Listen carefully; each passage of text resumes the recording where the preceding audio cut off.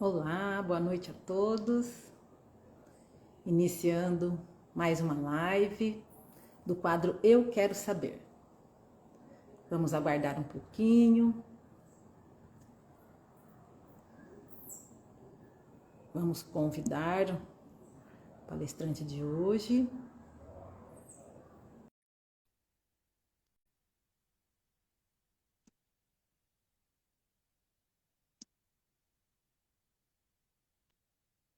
Ele já está aqui com a gente. Vamos aguardar, já fiz o convite, Paulo.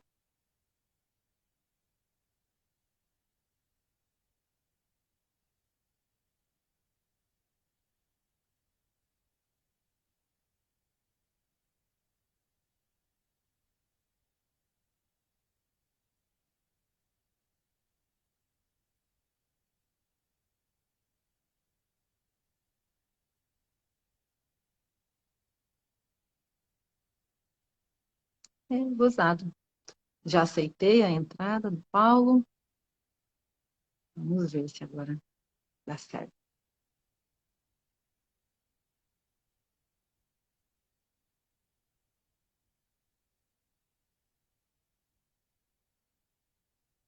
Ué?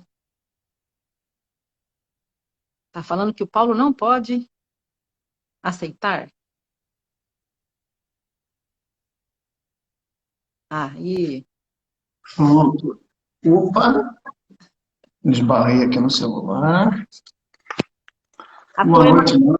A tua Tudo imagem está bem? de lado, Paulo, para nós. Tá de lado para você? Tá. Você tá o cara Aí, que eu tinha posto o celular no horizontal. e aí sim. Agora deixa eu ajeitar aqui a minha imagem também. Tudo bem, Paulo? Tudo bom, Maura? Como é que estão as coisas? Um prazer estar aqui contigo hoje, Prazer é com meu, todo mundo que está saudade. assistindo. Obrigado. Obrigada por aceitar o convite. Isso me deixa muito feliz. E eu tenho certeza que você tem muita coisa para falar para a gente aqui hoje. Estamos falando com um especialista e é um assunto muito importante, né, Paulo? Tudo Sem bem dúvida. com todo mundo? A família está tudo bem, né, Paulo? Graças a Deus a família está ótima, uma satisfação enorme poder falar um pouquinho para vocês hoje sobre controle de gastos públicos, sobre TCU, né? Você sabe, Mauro, o TCU, você comentou, é um órgão muito desconhecido de todo mundo, né?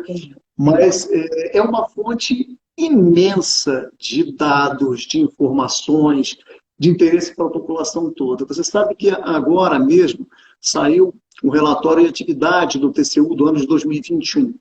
E você sabe que no ano de 2021, em termos de benefícios mensuráveis que o tribunal trouxe para a sociedade, foram 87 bilhões de reais de benefícios mensuráveis.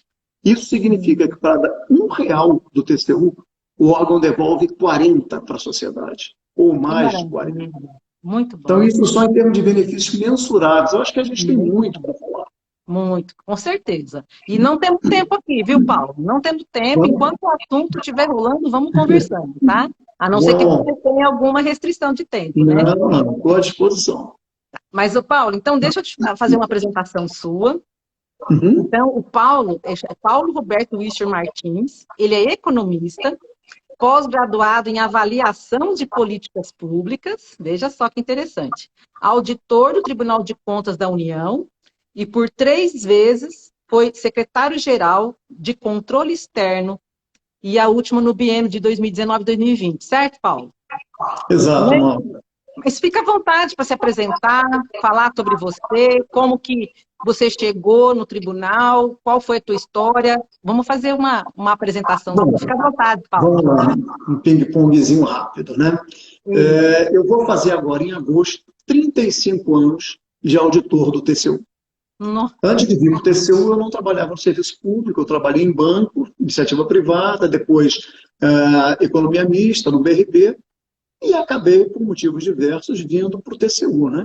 Dentro do TCU, eu rodei muito, passei por diversos locais de trabalho diferentes, trabalhei na realização de auditorias diretamente, no exame de processos, trabalhei como diretor-geral do nosso Instituto de Treinamento, fui chefe de gabinete da Corregedoria, assessorei 5 ministros, né?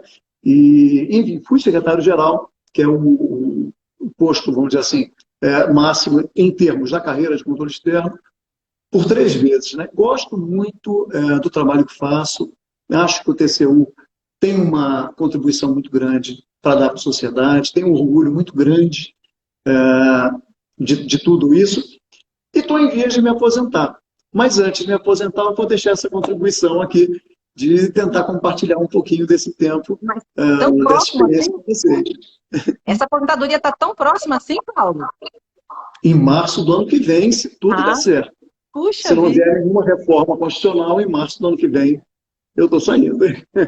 A gente espera que não, né?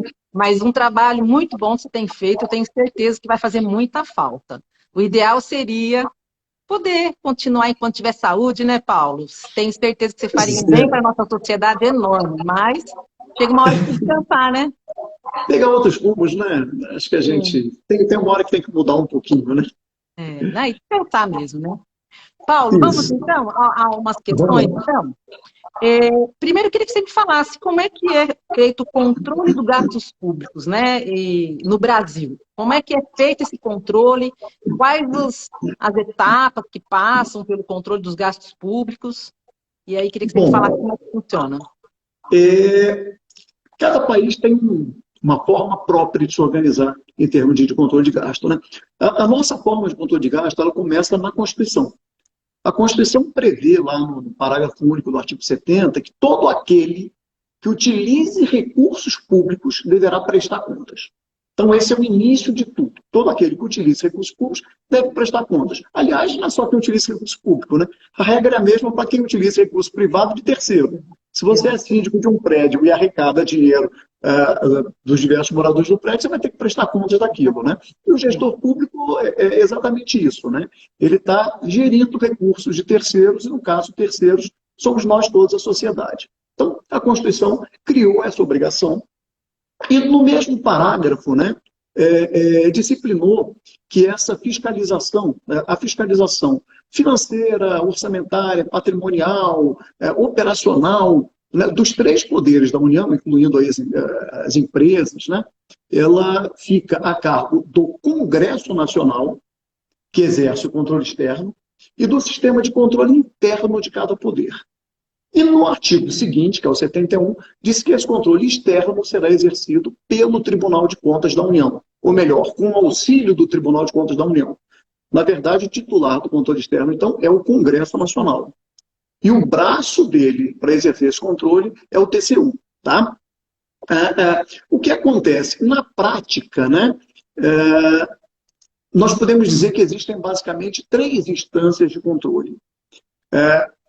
Os primeiros são aqueles controles gerenciais que ficam a cargo de cada gestor. Quer dizer, na verdade, se eu assino um contrato enquanto gestor para a realização de uma obra, eu, enquanto gestor, tenho a obrigação de fiscalizar aquela obra.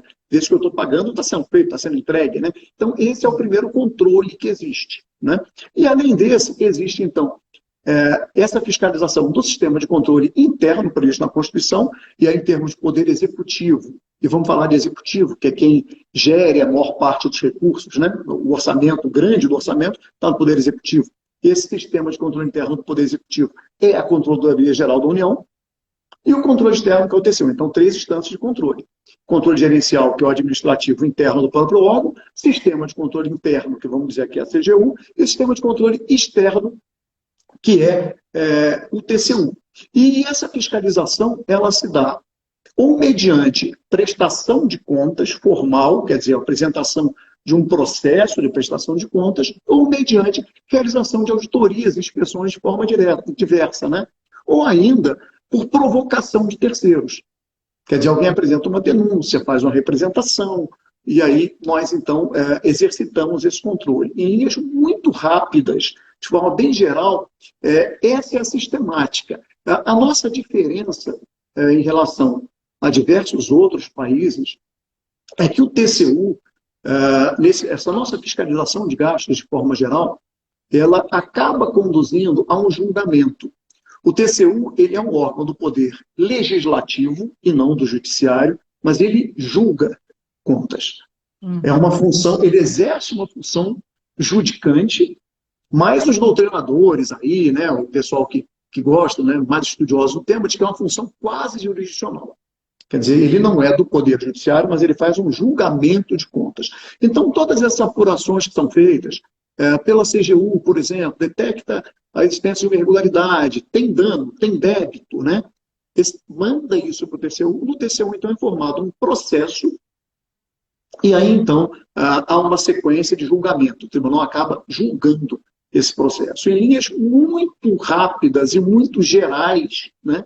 É dessa forma que é realizado, grosso modo, esse controle de gastos no Brasil. Quer dizer, aí veja, a Constituição fala também que esse controle externo vai ser efetuado pelo Congresso Nacional, com o apoio do Tribunal de Contas, ou com o auxílio do Tribunal de Contas, e também disciplina que os estados e municípios têm que adotar a mesma sistemática.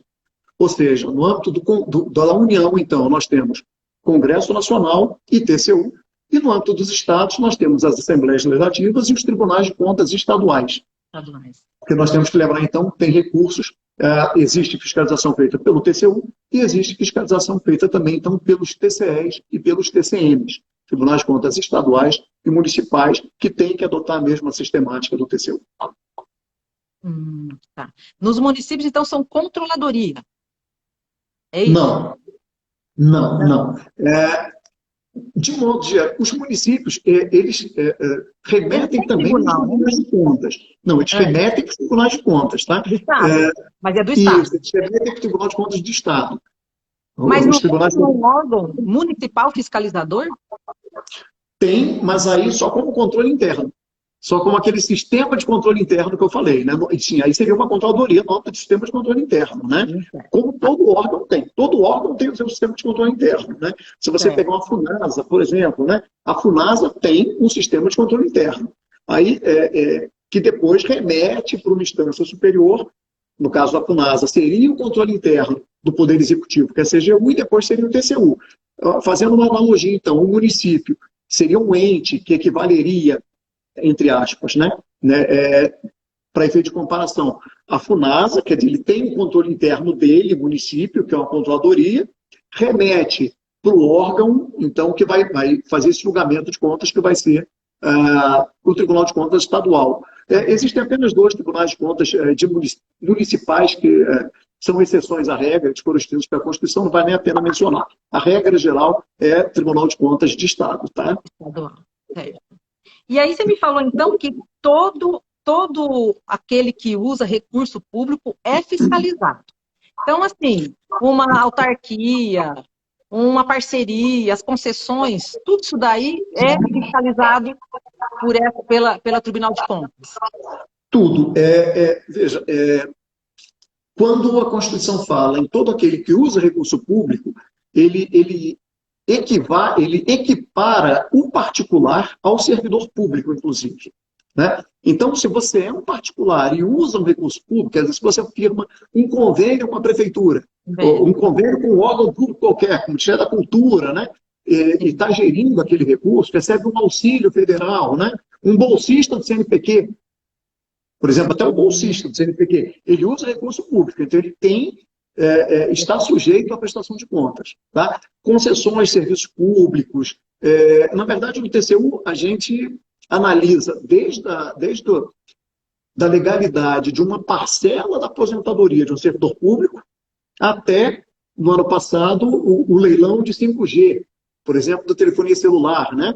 Aí você analisamos agora esse ano a desestatização da Eletrobras, todas as concessões rodoviárias, ferroviárias, aeroviárias, portos, quer dizer, você está no estado de São Paulo, né? O estado de São Paulo, a maioria das concessões rodoviárias é estadual. Mas, em termos federais, tem uma concessão de rodovia federal, aquela concessão de rodovia está sujeita à fiscalização. Em última instância, a fiscalização do TCU. E deixa eu perguntar uma coisa aqui, só assim para deixar um pouco mais definido para mim, no caso, né, Paulo? O TCU ou o TCE dos estados, eles fazem essa fiscalização já automática ou tem que ser provocado? Como é que é assim? Por exemplo, todas as contas passam pelo TCU ou só vão ao TCU aqueles que existe alguma irregularidade? Bom, são duas coisas distintas, né?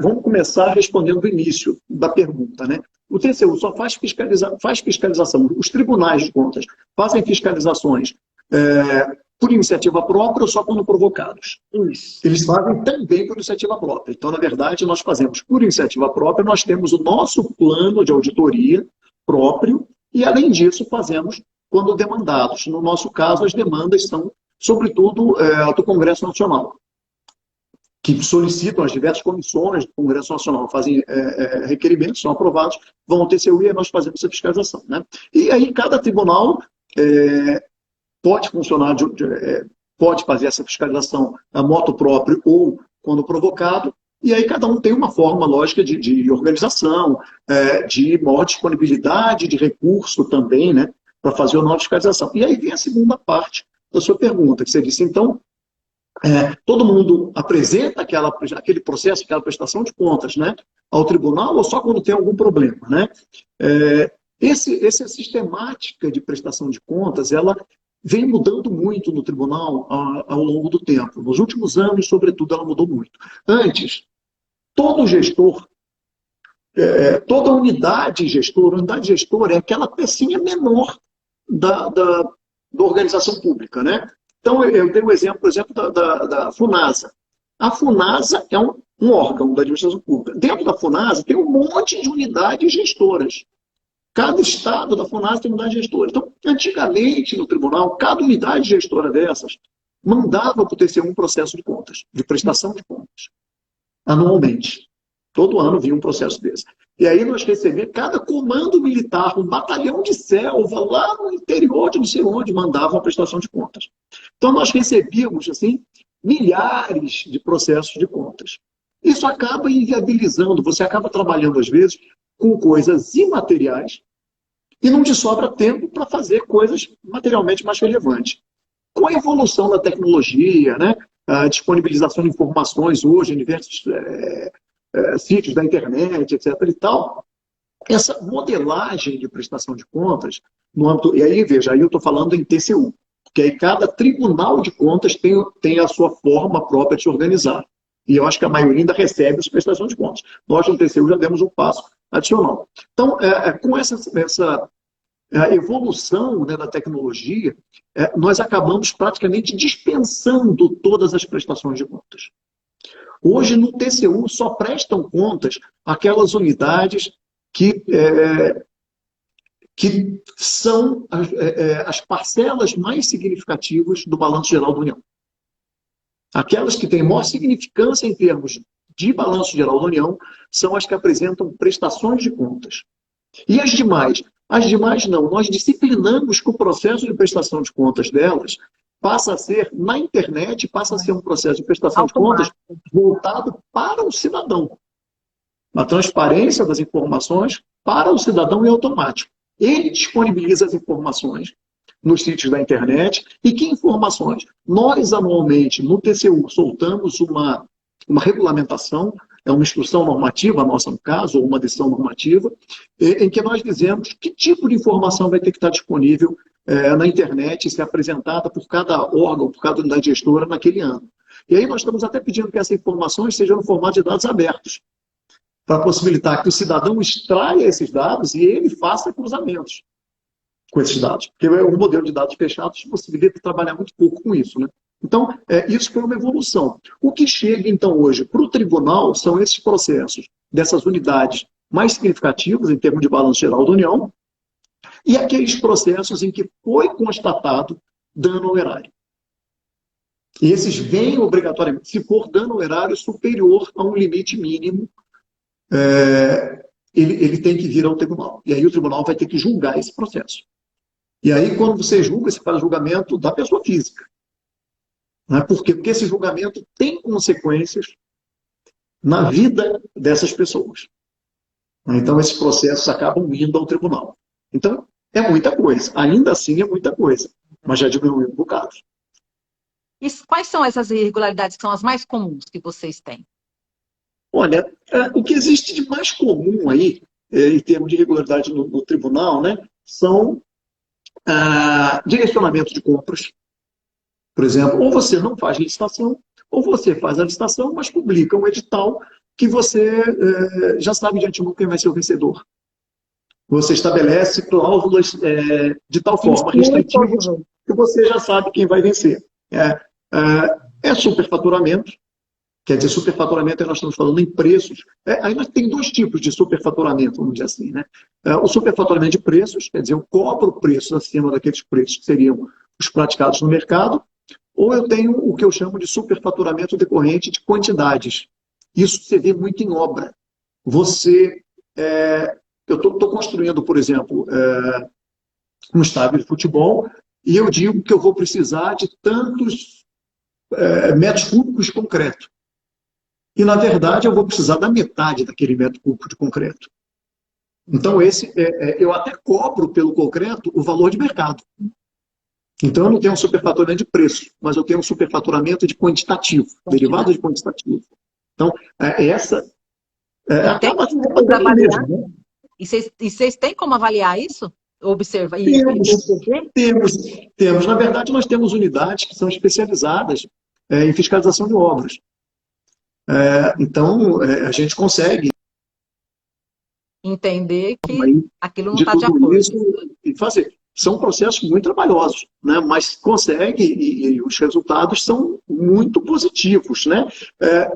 Ainda como irregularidade, a gente tem muito pagamento por serviço que não foi prestado.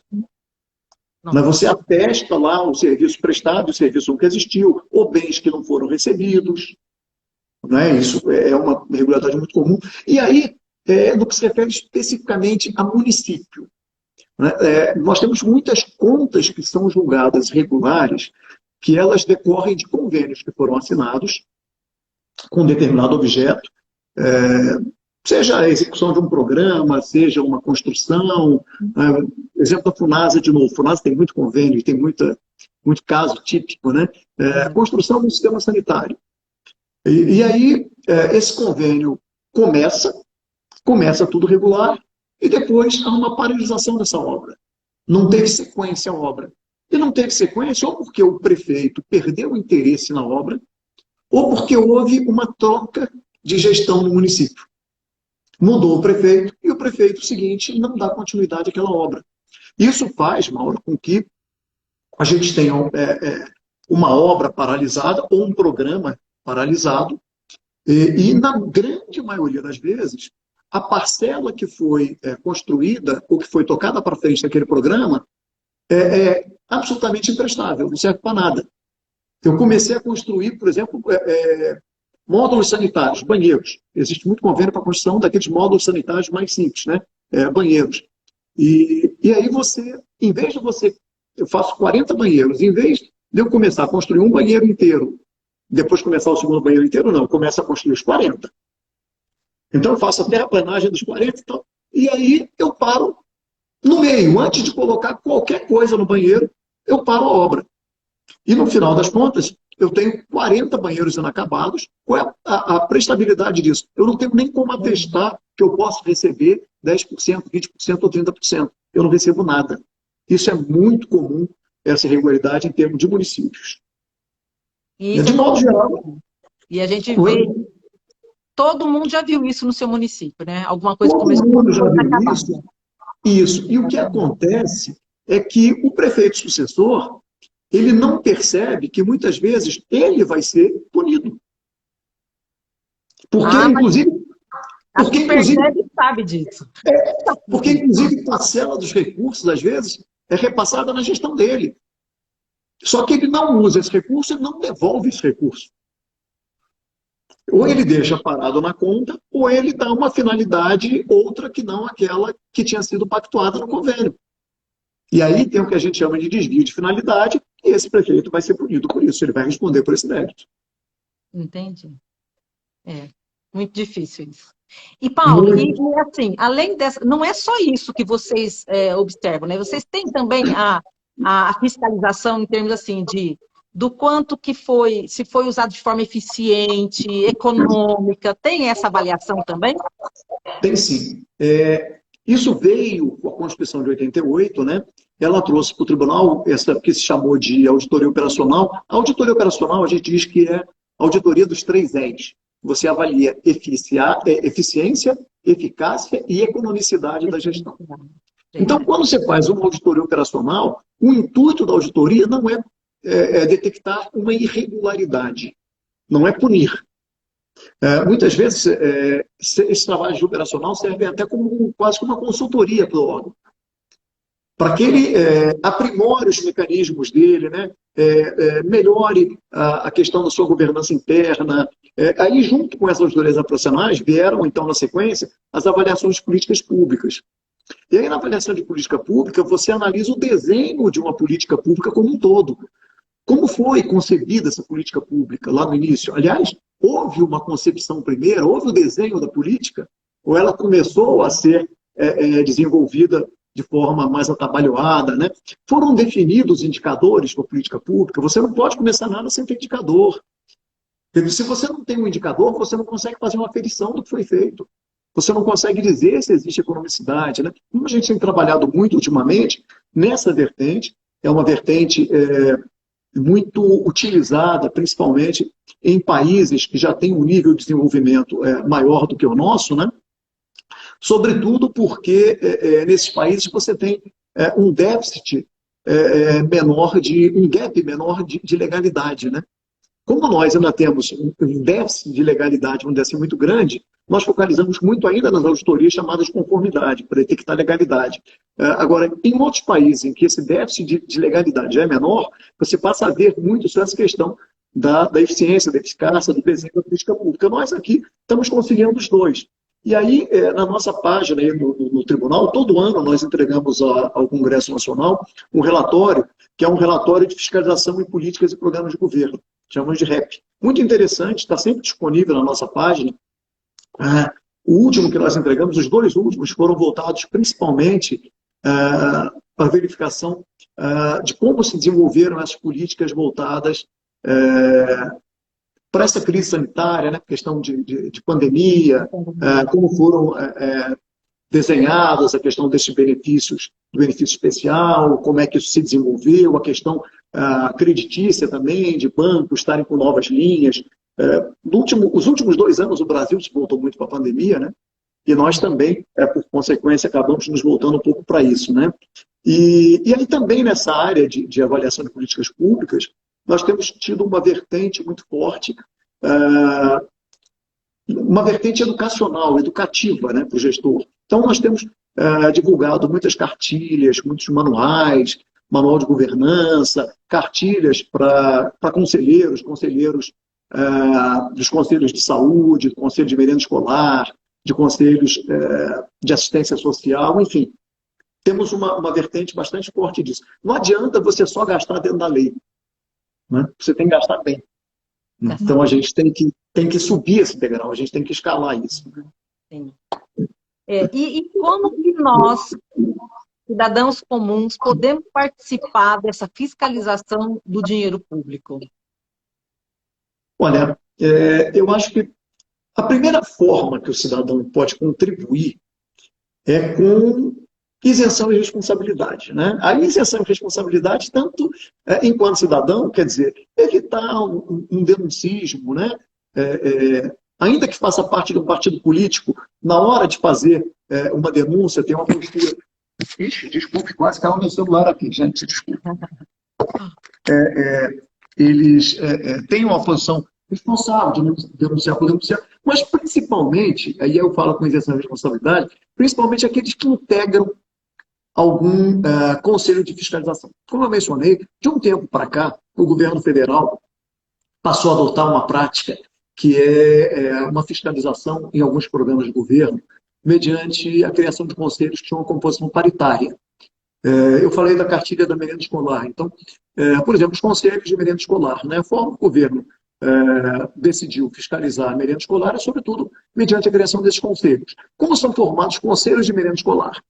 Tem participação de representantes do governo, e aí, no caso do governo local, da prefeitura, representantes dos professores e representantes dos pais de aluno. Quando eu quero dizer isenção de responsabilidade, e aí também engajamento. E aí vem contar um folclore aqui, não é folclore, é uma história que eu participei. Há um tempo atrás, eu participei no tribunal quando nós estávamos Primeiramente, idealizando a construção de uma cartilha de orientação de como esses conselheiros poderiam fiscalizar o programa de merenda escolar. E aí nós visitamos alguns municípios no interior do Brasil, para ver qual era a realidade, para depois, então, desenvolvermos o produto. E pedimos aos prefeitos que chamassem os conselheiros para uma reunião. E eu me lembro que quando nós entramos, eu e a equipe que estava comigo do TCU, entramos numa sala de reunião, tinham diversas pessoas lá dentro e aquele burburinho, e eu ouvi, os conselheiros não sabiam quem nós éramos, né? Não sabiam que nós já éramos TCU, e eles conversando, vem cá, gente, de que conselho que eu faço parte? Quer dizer, a pessoa não tinha sequer ideia de que conselho fazia parte, né? Evidentemente, não ia contribuir em absolutamente nada com a fiscalização, né? Era evidente que aquele conselheiro estava ali para fazer número, né? Era uma pessoa que, na verdade, ele acabava se curvando às posições da prefeitura, né? Do representante da prefeitura. Então, o primeiro passo, acho que é esse, né? Isenção de responsabilidade. Parece folclore, mas não é. Isso é verdade, aconteceu Mas eu mesmo. imagino. Eu acho que esses conselhos, muitos, só são constituídos nos papéis, né? O papel, Não, tem ele alguns que gosta, funcionam. Tem é, alguns que funcionam e que funcionam bem. Os de saúde já funcionam um pouco melhor, com a merenda escolar, né? Os de assistência social também já funcionam um pouco melhor. Agora, tem uns que são muito ruins. E depende da localidade. Em alguns municípios que nós visitamos, até os de merenda escolar funcionavam bem, né? Teve um que nós visitamos que, inclusive, ganhou o prêmio da merenda escolar e tal, porque a coisa funcionava, né? Mas então acho que esse é o primeiro passo, né? Aquele cidadão que ele, de alguma forma, é engajado em alguma instância, né, de fiscalização mais estruturada, né, que se informe, que busque se engajar no desempenho daquele papel, né, para o qual se prestou, né? Ou então não aceite, né? O segundo e aí para o cidadão normal, que tem a vontade, cidadão comum, que quer efetivamente auxiliar nessa fiscalização, e eu falo auxiliar, Maura, e é fundamental esse auxílio do cidadão. Porque, veja, nós temos 5 mil e tantos municípios no Brasil. Cada município desses, eu vou chutar, mas assim, por baixo, ele celebra 20, 30 convênios por ano com a União. Fora os programas que existem, né? Além disso, né, você tem, nós, no caso do TCU, temos que fiscalizar, como eu mencionei, todas as concessões, desestatizações, órgãos do tamanho de uma Petrobras, por exemplo, INSS. Então, nós temos o quê? 1.000 auditores para fiscalizar isso tudo. Sem o auxílio do cidadão, muita coisa passa. Né? Então, para o cidadão que quer se engajar nisso, acesse as informações divulgadas pelos órgãos públicos. Né? Hoje já existem informações disponíveis. Eu mencionei, nós no TCU já exigimos que os gestores disponibilizem as suas prestações de contas na forma do que a gente chama de relato integrado, que é uma prestação de contas para a sociedade. Né? Então, acesse aquilo, vê se aquilo que está lá escrito é verdade. Mas então, Paulo, mas você acha que realmente é fácil de ter essas informações? Você acha que eles têm essas informações que um cidadão comum precisa para saber se Olha, estão corretas? eu acho, Maura, eu acho que nós estamos evoluindo para isso. Se não tiver, Né? nós temos que exigir, não é mesmo? Isso. Quer dizer, é um processo, né? Na verdade, você exige a divulgação de informação. Mas se eu exijo que seja divulgado e ninguém acesse, isso vai cair em desuso. Né? E a verdade é que está havendo, sim, um aprimoramento dessa transparência. Eu comentei, qualquer um dos que estão conosco hoje aqui, né, nessa transmissão, acessarem a página do tribunal, vão ver uma série de informações, de relatórios. Nós temos muita informação lá. A CGU, né, disponibilizou o portal da transparência. O portal da transparência é uma fonte muito boa de dados. Né? Você, por exemplo, observe a Olímpia, né? Aí, em São Paulo. Né? Se você entrar no portal da transparência, você pode consultar por município, você pode consultar os convênios por município. Então você entra lá e digita Olímpia. Vai aparecer, você diz por período. Quero saber no período tal ou no período atual quais os convênios que tem em Olímpia. Hoje, antes dessa live, eu entrei para ver como é que estava funcionando o portal. E entrei em Olímpia, para poder fazer um exemplo vivo. Né? E o que você achou? Fala para mim. Eu Do vi que portal tem um convênio em andamento. Tem um convênio em andamento no município de Olímpia, que ainda está em aberto, né? E fala exatamente qual o objeto, tem todas as quanto foi liberado. E aí a CGU colocou até do lado um quadradinho muito interessante, que é para o cidadão preencher e responder. O objeto foi entregue ou não foi entregue? Você clica sim ou não. Você quer fazer alguma denúncia sobre esse convênio? E coloca o valor do convênio é compatível com o que foi entregue, na sua opinião? Quer dizer, então, veja, estão sendo criados mecanismos para possibilitar essa interação.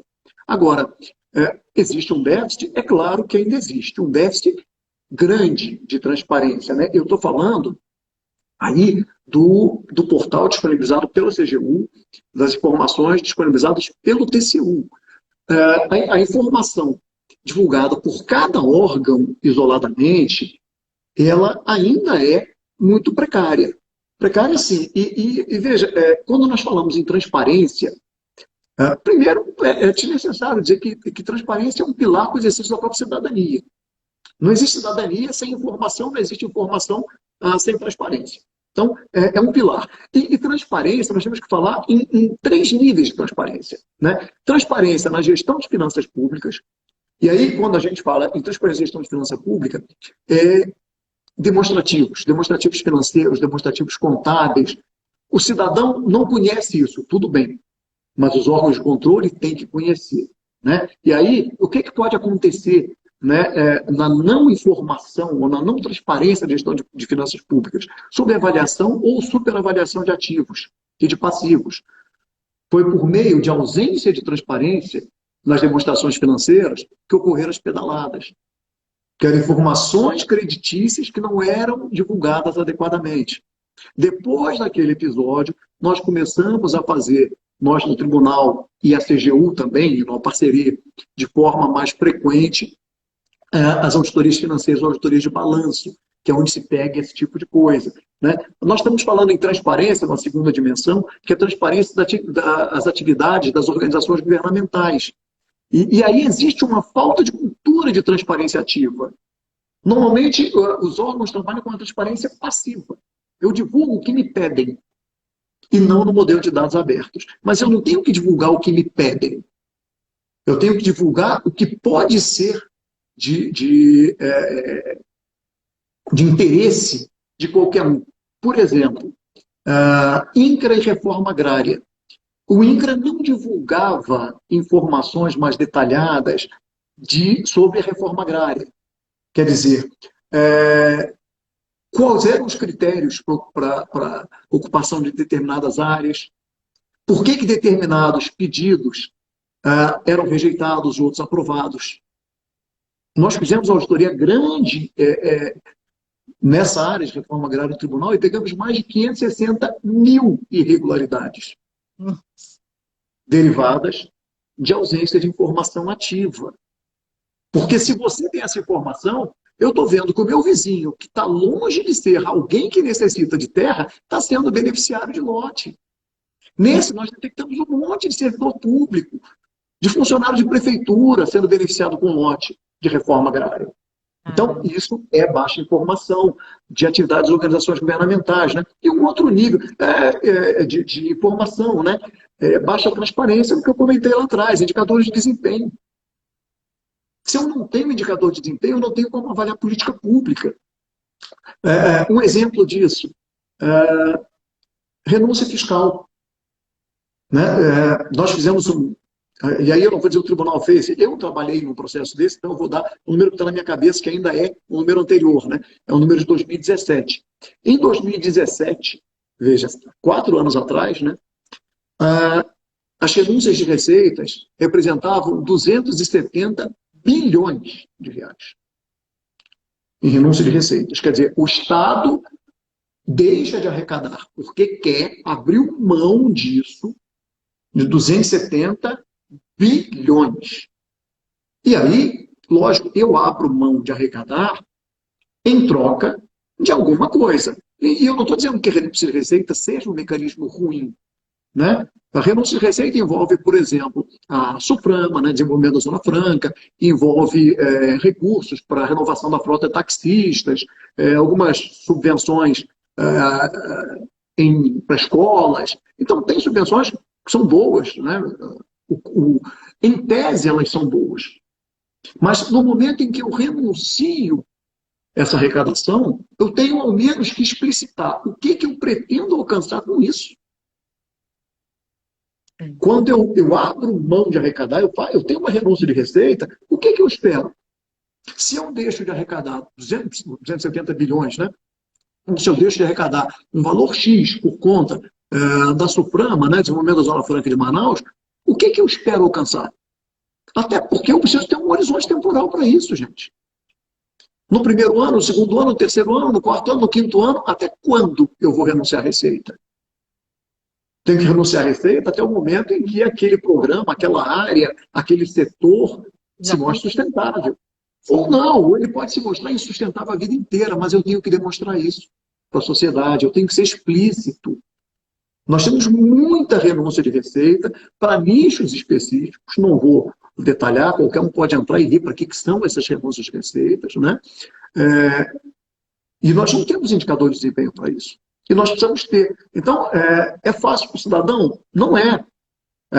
Nesse nível de órgão, não é fácil. Veja, nós realizamos uma auditoria no TCU, há uns 3 anos atrás, sobre questão de transparência dos portais.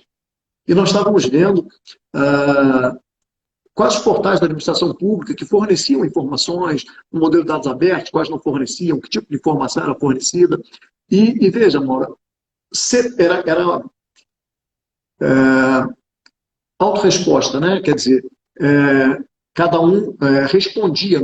Eram questionários em que as próprias organizações respondiam e se autoavaliavam. Era uma autoavaliação. Tá? E nessa autoavaliação, 73% dos respondentes se disseram no estágio mais inicial aderente aos princípios de transparência. Quer dizer, veja, numa pesquisa autodeclaratória.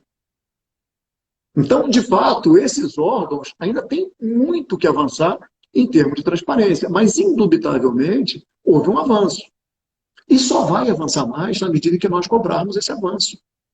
Né? Nós temos que cobrar o avanço, nós temos que questionar aqueles dados, se não diretamente, por meio dos nossos representantes legítimos, né? Dos nossos parlamentares, mas, enfim, esses dados estão aí, eles têm que ser remexidos. Isso não pode ser aquela caixa preta que ninguém vê, que ninguém acessa, que ninguém questiona. Né? Então, o cidadão tem que se engajar nesse movimento. Exatamente, isso que eu ia falar. Precisa de ter engajamento do cidadão, né? Precisa o cidadão, ele é muito acomodado, né? Reclamar, todo mundo reclama, mas na hora de participar para que as coisas sejam mais bem feitas e que tenha mais transparência, que é a hora, não adianta, é na hora que existe uma preocupação de ver resultados, é que eles vão se preocupar em fazer bem feito. Exatamente. Né? Então, se ninguém está observando, se ninguém está...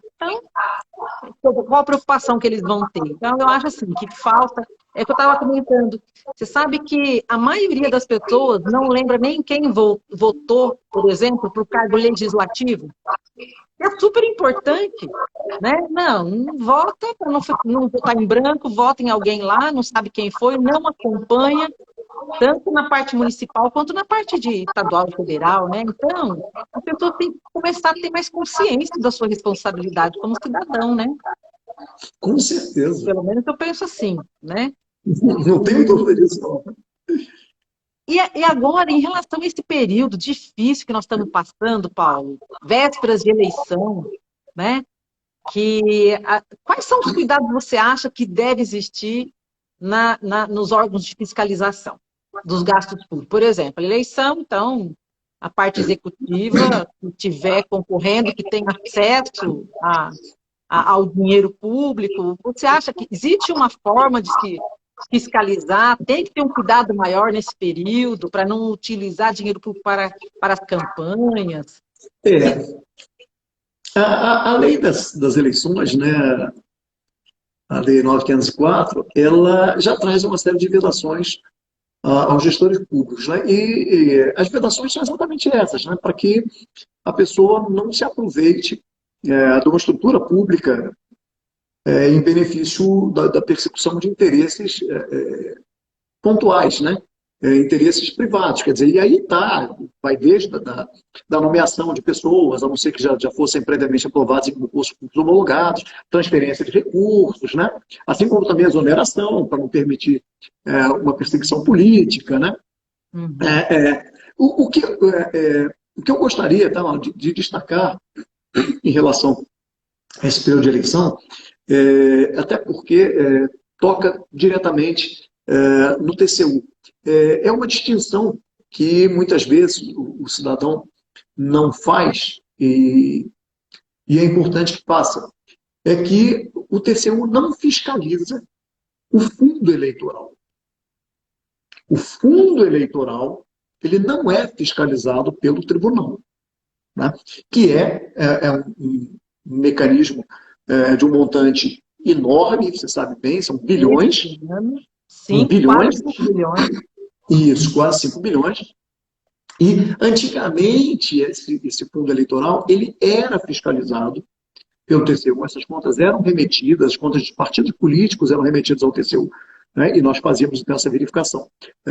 Veio uma lei modificando e dizendo, então, que agora essas prestações de contas constituem processos jurisdicionais. E sendo processos jurisdicionais, eles ficam afetos exclusivamente à justiça eleitoral. Então, a justiça eleitoral é que faz hoje essa fiscalização. Veja, não significa que não é fiscalizado, eu não estou dizendo isso. Não estou dizendo que a justiça eleitoral ela não faça um bom trabalho.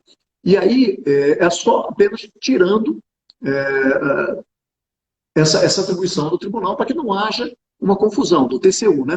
Até porque o TCU ele trabalha em conjunto com a Justiça Eleitoral nesse processo. O que acontece em relação a isso, né? Ao longo dos anos, com esse avanço de tecnologia e tal, nós conseguimos hoje em dia fazer uma série de cruzamentos em bases de dados diversas, né? Todo mundo tem informações nas mais diversas bases CPF, CNPJ, diversas bases da Receita Federal, bases do próprio TSE, cadastro de empregos, enfim. Tem um mundo de informações que estão aí em alguns sistemas e nós conseguimos, nós temos hoje um lugar que nós chamamos de Laboratório de Contas, o Lab Contas, em que nós congregamos mais de 100 bases de informações de servidores públicos, nós no TCU. E nós construímos diversas trilhas de auditoria, que são trilhas, nós criamos, nós concebemos como seriam possíveis irregularidades que seriam cometidas, fazemos isso nós chamamos de tipologia e construímos uma trilha de auditoria por cruzamento de dados. Esse cruzamento de dados nos mostram possíveis indicativos que merecem uma atenção maior. Não vou dizer que sejam irregularidades, mas pode ser um falso positivo, né? Mas são locais em que merece, acende uma luzinha amarela e precisam ser investigados. E, em parceria com a Justiça Eleitoral nos pediu que desenvolvesse algumas trilhas para elas também. Então, nós desenvolvemos algumas trilhas que nós concebemos e outras que a própria Justiça Eleitoral concebeu e disponibilizamos a eles, então, essas trilhas de tutoria e o acesso a esse laboratório de cruzamento de dados. Então, isso é feito pelos tribunais eleitorais, pela Justiça Eleitoral. Tá?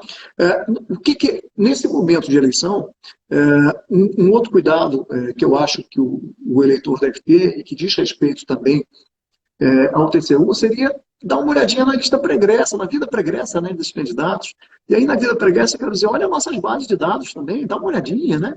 No nosso site, nos julgamentos do tribunal. É certo já que quando qualquer conta que seja julgada irregular pelo tribunal, diz todo mundo que tiver cometido um desfalque, né, um desvio, ele vai ter contas julgadas irregulares pelo TCU.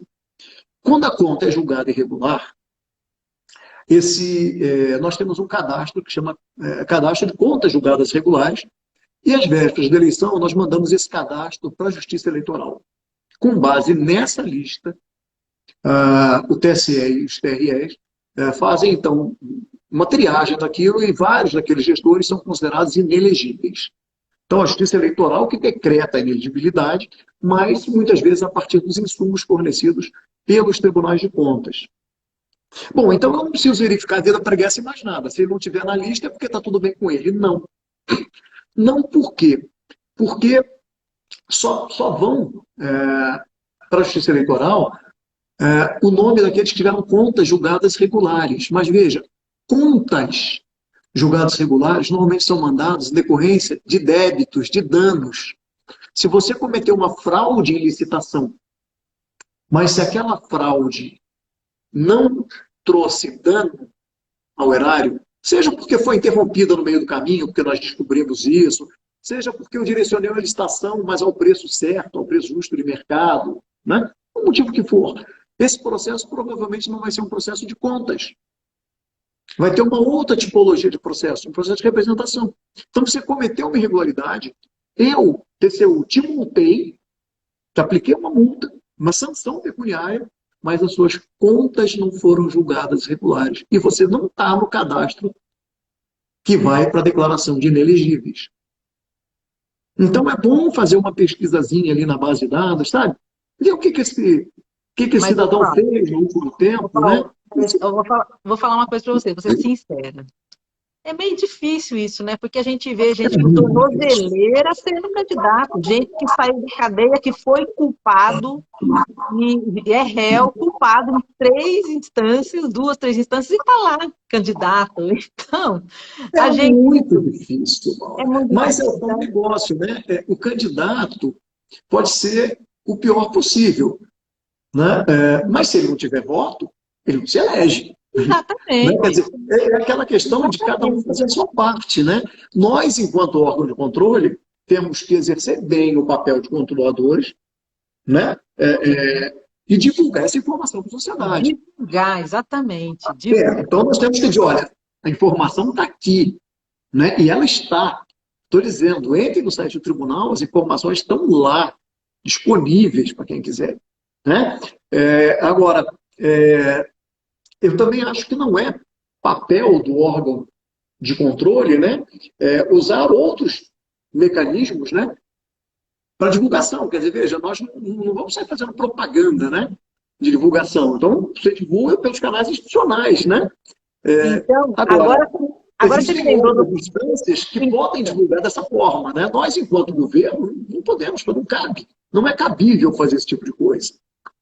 Puxa vida, mas eu acho que seria cabível, sim, ficar transparente e colocar um carimbo na testa, assim, seria o ideal para todo mundo. Tem uma lista, se você entrar com o nome de qualquer um, a nossa pesquisa de escudência é super fácil, é super amigável. O nosso site ele é o único de todos os tribunais do Brasil que ele procura por palavra-chave. Qualquer palavra-chave que você colocar lá, aparece tudo que existe relacionado àquele cidadão. Ou aquela irregularidade, ou aquele município, enfim. Bota um nomezinho lá, aparece tudo. Se você puser no CPF, aparece tudo. É verdade. Então, acho que aí seria interessante, por exemplo, tem alguns órgãos que são justamente para avaliar a qualidade de nossos representantes, né? Eles que deveriam utilizar essas fontes e falar, aqui, gente, ó, tá assim, ó, esse daqui, a nota dele tem um ranking dos políticos, não sei se você acompanha, você segue ele, da nota, da qualidade dos nossos representantes, né? Então, as pessoas têm que tentar se informar mais antes de votar, porque entender da responsabilidade de um voto, de colocar uma pessoa decente ou uma pessoa que tem interesses próprios em chegar até lá, não é mesmo?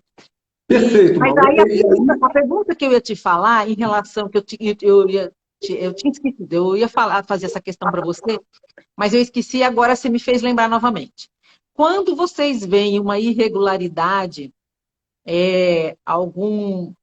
vocês têm alguma obrigação de avisar o Congresso em relação a isso? Tipo, olha, nós estamos com um problema assim, vocês têm alguma obrigação de comunicar o Congresso sobre essa irregularidade ou não? Ou vocês só dão as informações ao Congresso quando um deputado, quando um senador questiona?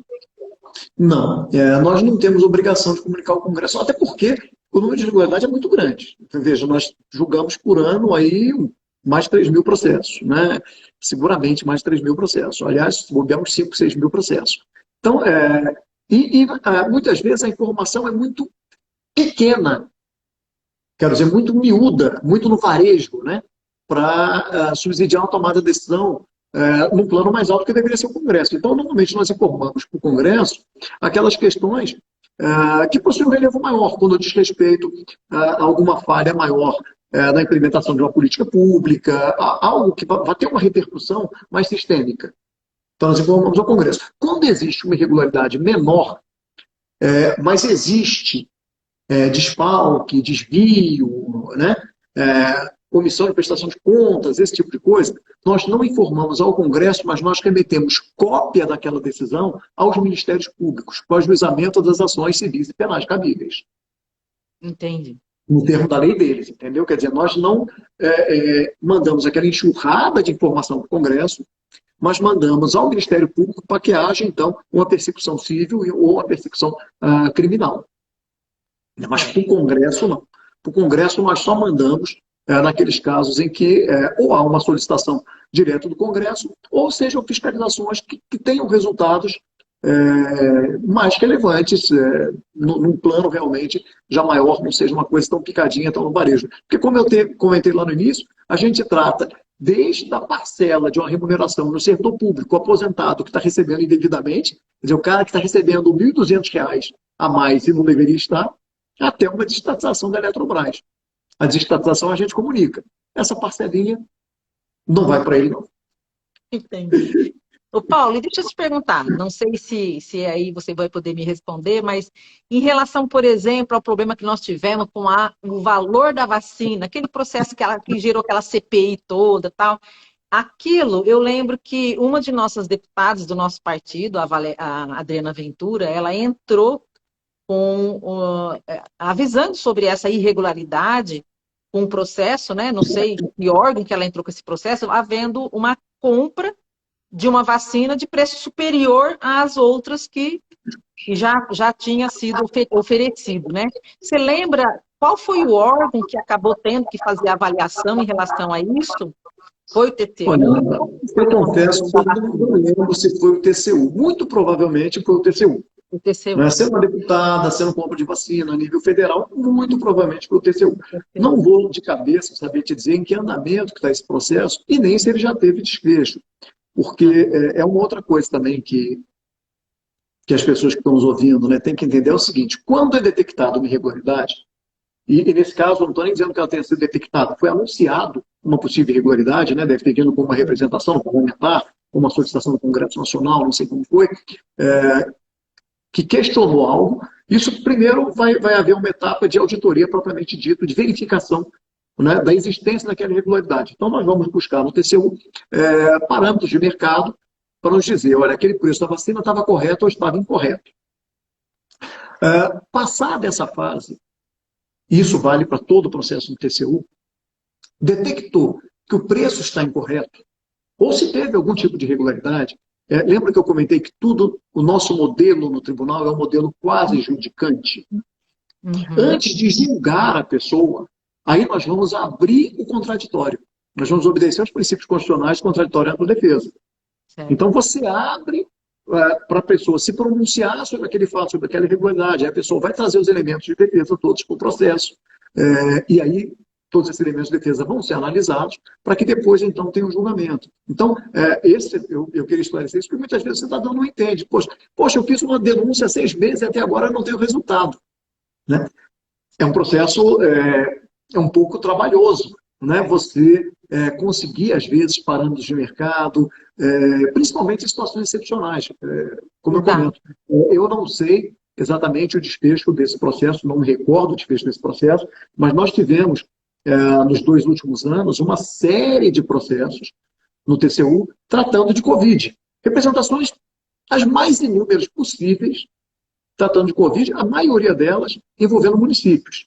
O governo federal transferia recursos para o município e comprava respiradores, máscaras, álcool gel a preços superiores aos do mercado. Né? Mas, veja, dá um trabalho razoável você conseguir identificar o que é um preço de mercado numa situação excepcional. Exatamente. Porque você identificar quanto custa um álcool gel hoje é fácil. É. Agora, quanto custava o álcool gel em julho de 2019, em Né? setembro de 2019? Tivemos falta de produtos. Eu sempre usei luva no meu consultório. Uma caixa de luva que custava 18, 20 reais, vamos dizer, foi para 90, 100 reais naquele período. Porque você Isso, não encontrava, quando encontrava, assim, a tal da oferta e procura, né? O preço foi lá em cima. exatamente. Então fica Então, quer realmente dizer, difícil, né? mas apesar disso, a maioria ou diversos desses processos já foram julgados.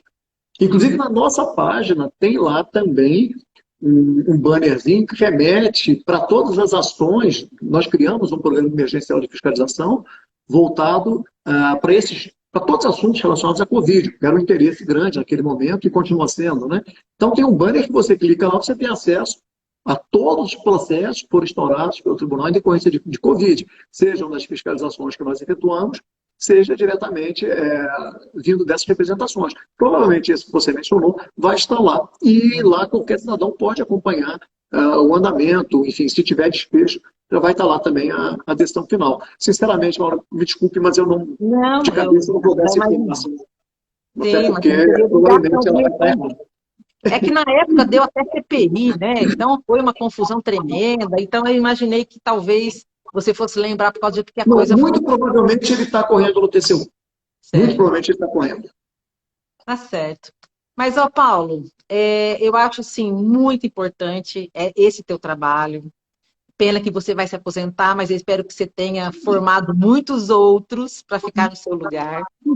E aí eu queria, assim, o que que você poderia dar um recado para as pessoas que estão aqui com a gente assistindo, como cidadãos comuns, em termos de fiscalização, para que a gente possa ter um melhor uso dos recursos públicos, aonde que a gente tem que, sabe, aquele recadinho, olha, acordem nesse termo, o que que vocês têm que fazer, o que que é importante a nossa população fazer para que a gente consiga um resultado melhor da utilização do dinheiro público? Qual é o recado que você dá para nós, cidadãos comuns?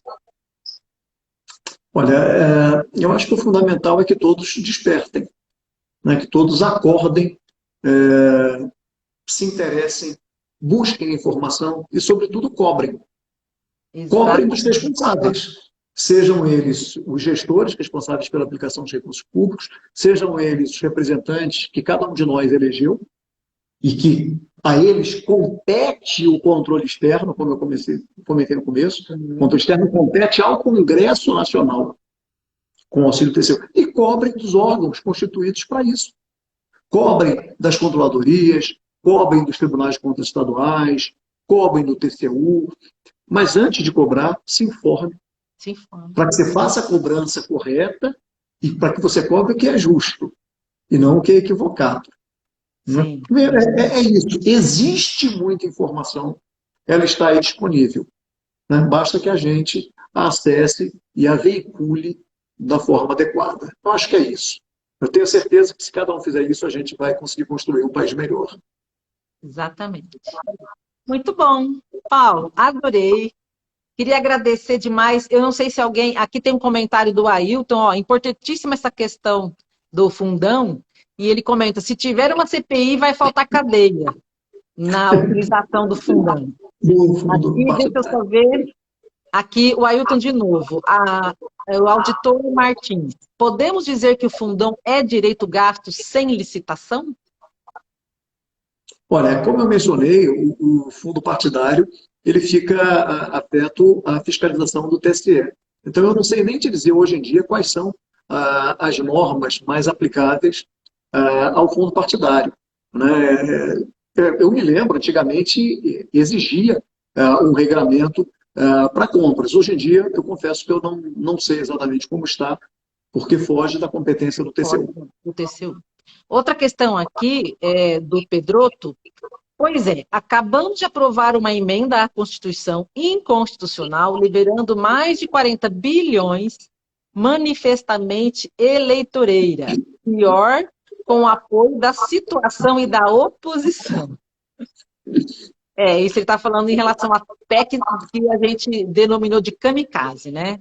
Nessa É uma questão. situação, eu acho que para os legisladores que estão em véspera de eleição, que muitos devem estar concorrendo à reeleição, fica difícil explicar para as pessoas que estão com dificuldades financeiras, passando fome, que seja, ele falar que nós não vamos autorizar esse dinheiro.